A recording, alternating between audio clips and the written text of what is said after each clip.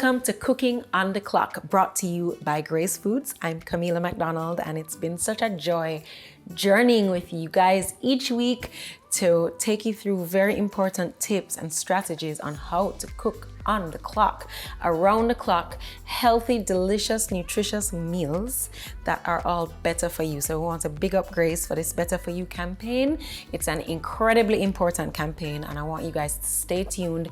Subscribe, share, comment, support the thing because we're here for you each week. And what I love about this show is that it's not just about teaching you healthy tips and techniques in the kitchen, but also some very important nutrition information. So one of the topics that I want to tackle with you guys today is healthy snacking, because it's going to play such an important role in you reaching all of your health and your fitness goals. By snacking in between meals, you're gonna keep your blood sugar levels stable, you're gonna keep your energy levels at an all-time high, you're gonna keep your appetite in check so that you're not super hungry before you eat your next meal. And very importantly, it's going to increase your metabolism. And so your fat burning power is just going to shoot through the roof, all right? And what you snack on, right? Not just snacking, but what you snack on is even more important. There are snacks that we're gonna welcome in our circle of trust, and those are snacks that keep you full for long, that are not full of empty calories. They're gonna also provide you with some essential vitamins and minerals and antioxidants. And when choosing snacks to help you reach these goals, you want to make sure that you have a really good mix between complex carbohydrates, protein, and fiber. It's very important. So the great thing about making your own healthy snacks at home is that you don't have to worry about things like trans fat, things like added sugar, things like that are high in sodium, or maybe just like really long ingredients that you can't even pronounce. And you guys should by now know how I feel about that, right? And today I'm gonna talk you through a snack staple that I think you should make every single week. I make it every week. It's so versatile. There are hundreds of ways that you can make it, literally. It's one of the best things that the Mediterranean diet ever gifted us with, and that is hummus. So let us move into this week's recipe review. So today's recipe is our heavenly hummus. And listen to me, it's heavenly for so many reasons. First of all, it's creamy in the most dreamiest way. It is very, very, very easy. So there are so many ways that you can make hummus.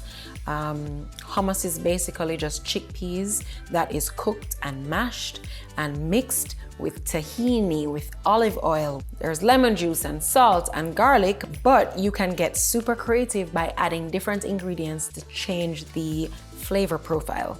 So for example, red pepper hummus is my fave, and I promise we're gonna go through that soon.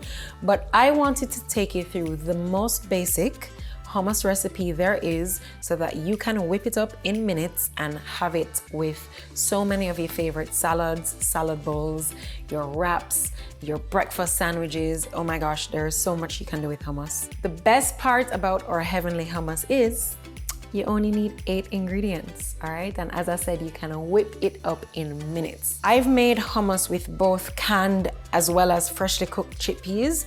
And I'm gonna be honest, dry chickpeas that is soaked and cooked gives hummus a little more flavor and a little more creaminess. I don't always have time to soak and boil and dry, and you guys know the deal.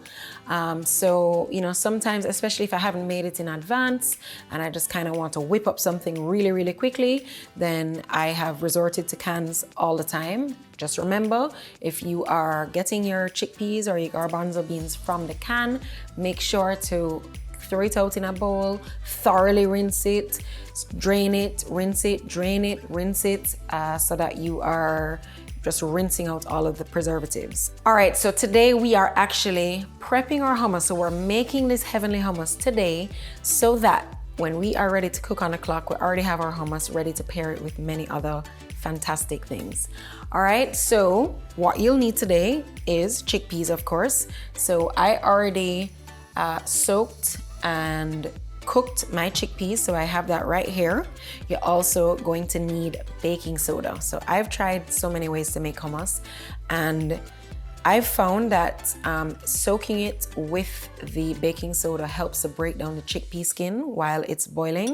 So there are a lot of recipes that require you to like peel it before, which is really frustrating. It takes a long time, but boiling it with the baking soda will help the skin to just come off really easily, which is important because that also helps with the creaminess.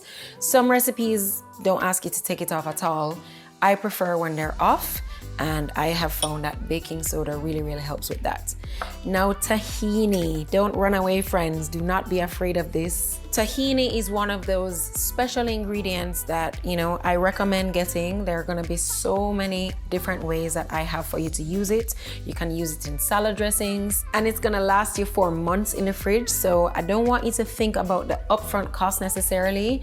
You know, grab it whenever you can, whenever you get the chance, and save this video if you have not gotten it yet so that you can, you know, think about it and get it when you're ready.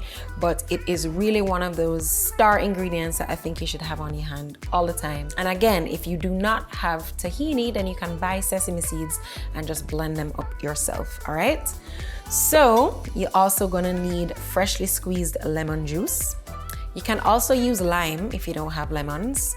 We're gonna be using extra virgin olive oil because this is the liquid that's going to help to process everything smoothly together. Then we're gonna use freshly minced garlic. I love the flavor that garlic brings to hummus, but if you are not a garlic person, no worries, just omit it altogether and it will be just fine. We're gonna use cumin, which is a common spice that's found in hummus. It adds a really nice, beautiful, subtle flavor.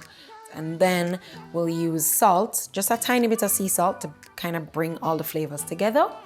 We're gonna be using ice cold water towards the end. This is gonna be very important. That's what's going to give the hummus the really creamy, incredible texture that we're gonna be left with. And that's it. Let's get prepping.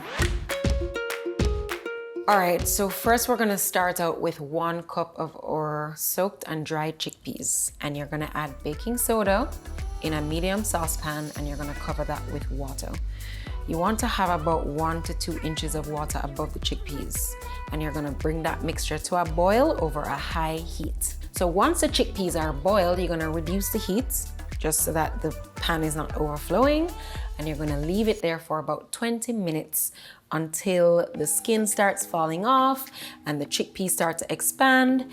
And you know, basically here you want the chickpeas nice and soft, but you don't want it mushed out. While those chickpeas are boiling, if there's any foam or anything that floats to the surface, maybe even skin, then you can start to just kind of take that off.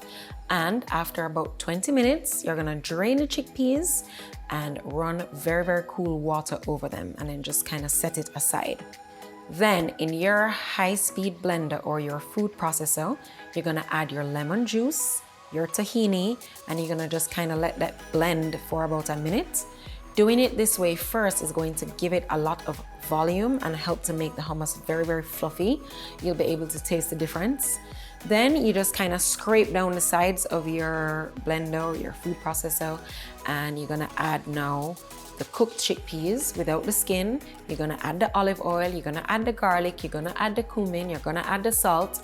You're gonna process it until it's smooth, maybe about 2 or 3 minutes more. And then you're gonna get cold water and gradually add just a little bit at a time so that you can help to scrape down and continue to process the mixture.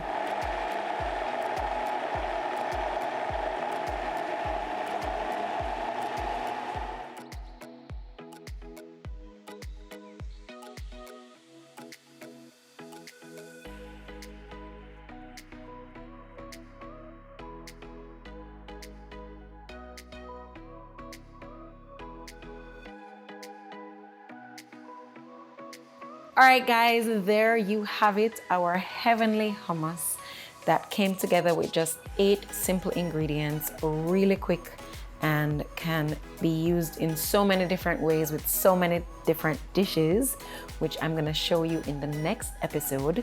The great thing about hummus is that it stores super well in the fridge, and I like to make a batch over the weekend so that I can have it on hand for my snacks and meals throughout the week. So make sure to store it in an airtight container. All right, and you can just seal that up, store it in the fridge safely, and I'll see you the next time when we're ready to cook on the clock.